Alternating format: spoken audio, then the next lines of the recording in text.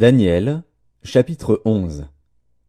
Et moi, la première année de Darius, le Mède, j'étais auprès de lui pour l'aider et le soutenir.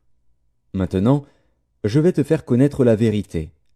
Voici, il y aura encore 3 rois en Perse. Le 4e amassera plus de richesses que tous les autres. Et quand il sera puissant par ses richesses, il soulèvera tout contre le royaume de Javan. Mais il s'élèvera un vaillant roi, qui dominera avec une grande puissance et fera ce qu'il voudra. Et lorsqu'il se sera élevé, son royaume se brisera et sera divisé vers les 4 vents des cieux. Il n'appartiendra pas à ses descendants, et il ne sera pas aussi puissant qu'il l'était, car il sera déchiré, et il passera à d'autres qu'à eux. Le roi du Midi deviendra fort, mais un de ses chefs sera plus fort que lui et dominera. Sa domination sera puissante. Au bout de quelques années, ils s'allieront, et la fille du roi du Midi viendra vers le roi du Septentrion pour rétablir la concorde. Mais elle ne conservera pas la force de son bras, et il ne résistera pas, ni lui, ni son bras.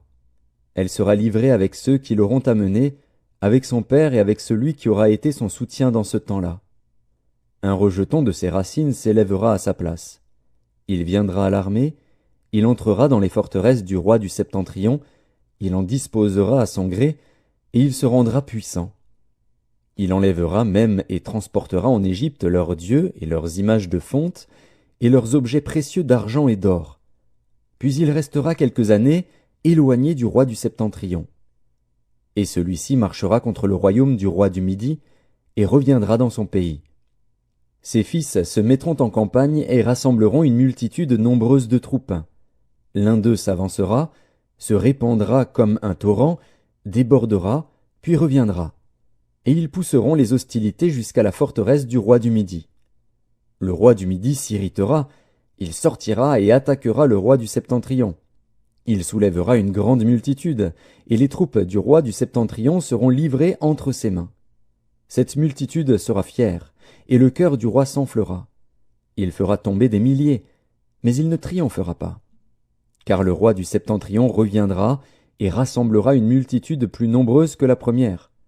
Au bout de quelque temps, de quelques années, il se mettra en marche avec une grande armée et de grandes richesses.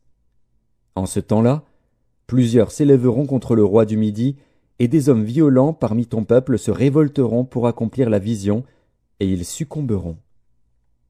Le roi du Septentrion s'avancera, il élèvera des terrasses, et s'emparera des villes fortes.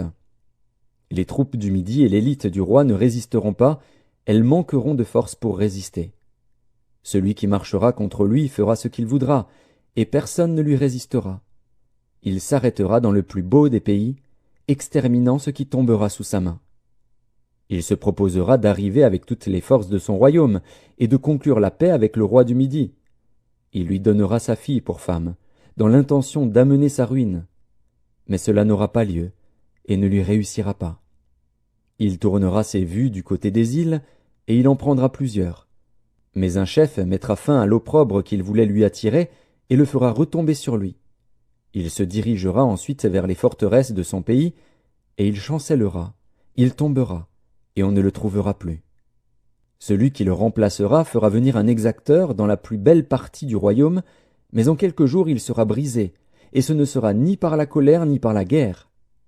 Un homme méprisé prendra sa place, sans être revêtu de la dignité royale. Il paraîtra au milieu de la paix, et s'emparera du royaume par l'intrigue. Les troupes qui se répandront comme un torrent seront submergées devant lui et anéanties, de même qu'un chef de l'alliance. Après qu'on se sera joint à lui, il usera de tromperie. Il se mettra en marche, et il aura le dessus avec peu de monde.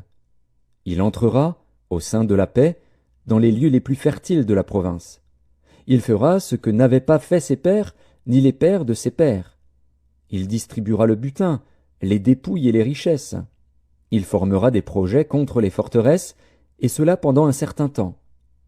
À la tête d'une grande armée, il emploiera sa force et son ardeur contre le roi du Midi.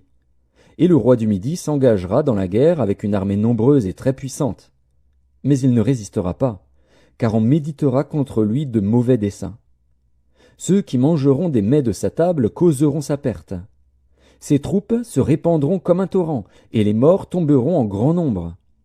Les deux rois chercheront en leur cœur à faire le mal, et à la même table ils parleront avec fausseté. Mais cela ne réussira pas, car la fin n'arrivera qu'au temps marqué. Il retournera dans son pays avec de grandes richesses. Il sera dans son cœur hostile à l'Alliance sainte. Il agira contre elle, puis retournera dans son pays. À une époque fixée, il marchera de nouveau contre le Midi. Mais cette dernière fois, les choses ne se passeront pas comme précédemment. Des navires de Kittim s'avanceront contre lui. Découragé, il rebroussera. Puis, furieux contre l'Alliance sainte, il ne restera pas inactif.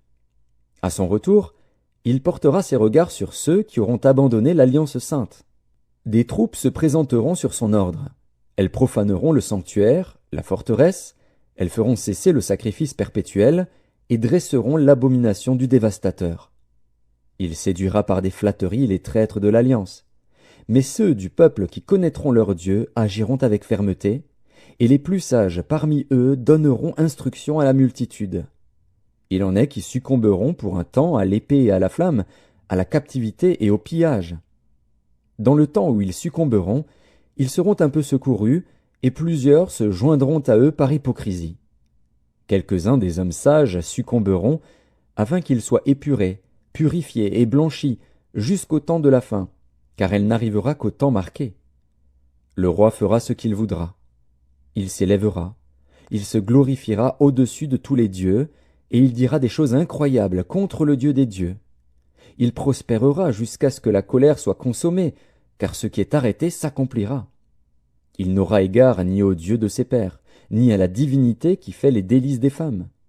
Il n'aura égard à aucun Dieu, car il se glorifiera au-dessus de tous. Toutefois il honorera le Dieu des forteresses sur son piédestal.